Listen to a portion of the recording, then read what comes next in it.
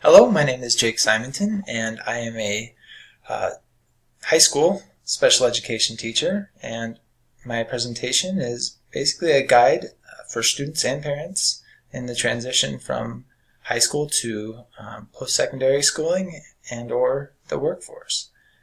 This is crucial for me as a high school special education teacher to get my students prepared for, and I'm going to be going through this information very fast, so please know that a copy of this will be on YouTube, obviously, but if you want it emailed to you, please let me know and I will do that as well.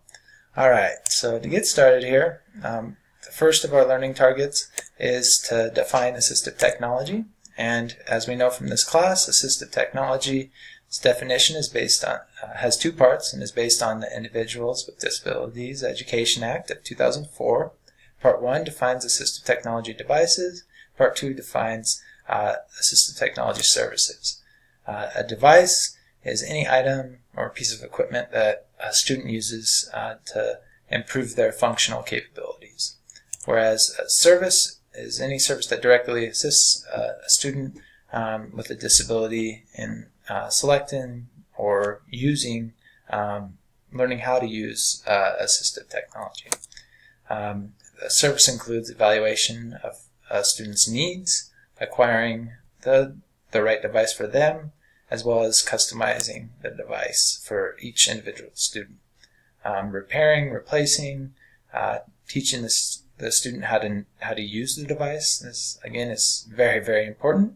And providing training for professionals such as myself, general education teachers, and family members or other individuals involved with the student is very important as well. Some examples of low-tech assistive technology include things like gripped pencils, special grip pencils. Maybe they're wide, markers attached, marking or pencils attached to the hand. You can see I've got a burnt hand here, really bad burnt hand. So things that are able to be used and kind of customized for students like that. Slant boards, anything that like that is considered low tech, whereas high tech includes think of like smart devices such as iPads, smartphones, computers, and dedicated augmentative communication devices or augmentative communication applications for smart devices. Whether it's high-tech or low-tech AT, two additional considerations are definitely crucial. Number one, determining the correct AT device is definitely a biggie for each individual student. And then number two would be, after determining the correct device, making sure that the right support and training for using the AT device or devices is there for each student and all the individuals that they work with. Next, learning target is understanding the laws and rights that govern the use of assistive technology in education. So assistive technology was first defined by the Tech Act of 1988, and not many students accessed assistive technology at this time.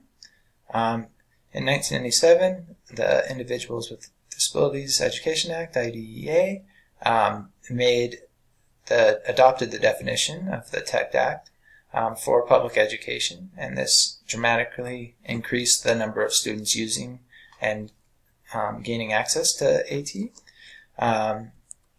Next, in 2004, IDEA adopted from IDEA 1987. They basically are essentially excluded surgically implanted medical devices as counting as assistive technology, as well as made assistive technology one of the special factors that must be considered during the IEP process. And note that in 1997, IDEA established FAPE, or Free Appropriate Public Education, for all public school, grade school students, but not for post-secondary schools. And this is the same for IDEA in 2004. It does not apply to any post-secondary schools. As colleges or post-secondary schools do not have any legal responsibility to identify students with disabilities. In fact, no one in the United States with or without a disability is entitled to higher education. For post-secondary education, since IDEA and FAPE do not apply, civil rights laws are there to protect students with disabilities from being discriminated against. These federal laws are Section 504 of the Rehabilitation Act and the Americans with Disabilities Act, ADA. So Section 504 actually applies to a broader range of students than IDEA does. Americans with Disabilities Act, ADA, is civil rights legislation aimed at making sure that no one is discriminated against based solely on their disability.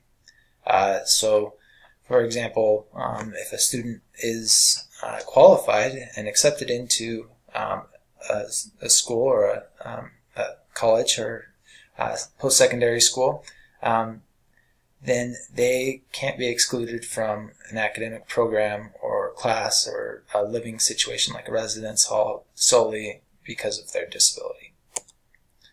Next, for our learning targets, we're going to compare Individuals with Disabilities Act, so IDEA, versus ADA, Americans with Disabilities Act.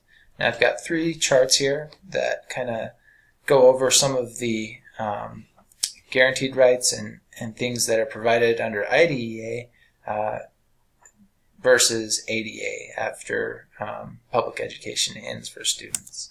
And as you can see, the role of parents is diminished as students are considered adults at 18, and services are no longer provided or devices, and really just reasonable accommodations take the place of modifications and accommodations that were used to be in the IEP of these students. So quite a bit falls off. All right, so we're going to understand the IEP versus reasonable accommodations. So while in public education, students can receive modifications and accommodations as identified on their IEP, but these modifications, they go away after public education. So whether the student ages out or graduates from high school, they no longer receive modifications in post-secondary schooling or in the workplace. Only reasonable accommodations.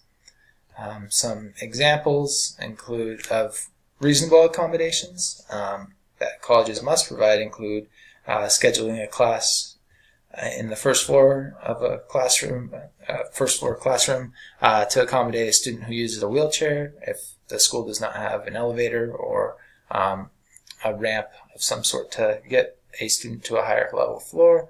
They have to provide sign language interpreters for a student who is deaf, and they also, as long as the student is able to advocate for themselves, they have to, and show the right documentation of their disability, they have to provide extended time on tests for students who have learning disabilities. But this is really the reasonable accommodations in a nutshell that are provided at next level colleges and post-secondary education. Transition issues when leaving public education. So as a high school student leaves public education, the world of public education, many challenges begin to appear as an IEP is no longer guiding their educational journey. FAPE disappears, parent consultation and case managers are no longer required, and modifications utilized by the student are no longer allowed. As a high school student enters the post-secondary world or workforce, the ADA protects the student from being discriminated against solely based off their disability, but FAPE goes away. Reasonable accommodations replaces an IEP, and students must be able to self-advocate and self-report their disability and their needs to their post-secondary education services department. So most students, regardless of having a disability or not, struggle with being overwhelmed by large amounts of reading and writing required in post-secondary schooling. They're strained by the inability to organize thoughts for large projects and papers, surprised by the rigor of college to attend these lectures and have to come up with a lot of information in a short amount of time and organize it. And this can be overwhelming for anyone, let alone someone who has a disability. So now, lastly, we're going to hit understanding transition planning for workforce and post-secondary education, including assistive technology in the workforce or in college. The NLTS2 study revealed that young adults with disabilities who received a post-secondary education were more likely to be employed or live independently than those who had only completed high school. Research also indicates about 60% of adults with disabilities continued on to post-secondary education after high school.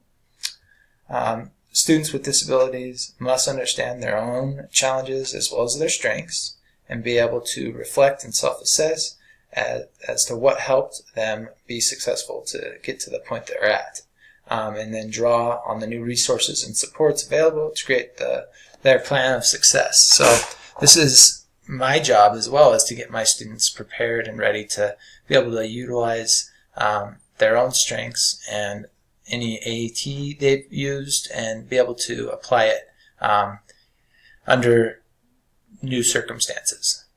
So to be able to be flexible and overcome new obstacles. Examples include writing, note-taking, reading,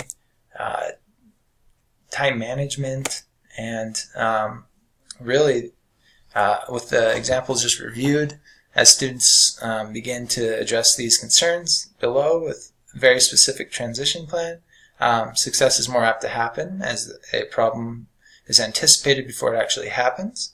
So more proactive than reactive thinking is always good. Being overwhelmed with a large amount of reading and writing required, strained by the inability to organize thoughts, surprised by the rigors of college, and challenged with new social settings, freedoms, as well as general life organization skills. I hope we have accomplished the following learning targets. I know I went through this really fast. Here are my best hopes going forward. As a case manager, the better I communicate with my students and parents during their whole high school career, but especially their senior year, the more successful the transition to higher education will be. And the better trained the student is with utilizing assistive technology in public school, the more successful they will be utilizing it in higher education or the workplace. And lastly, as my students understand the practice of how to be self-advocates for their needs, the success rate of transitioning into higher education will increase. And the parents must understand this goal and support it as well. These are the resources I used to create this presentation. Thank you so much for your time, and I appreciate you listening to my presentation. Bye-bye.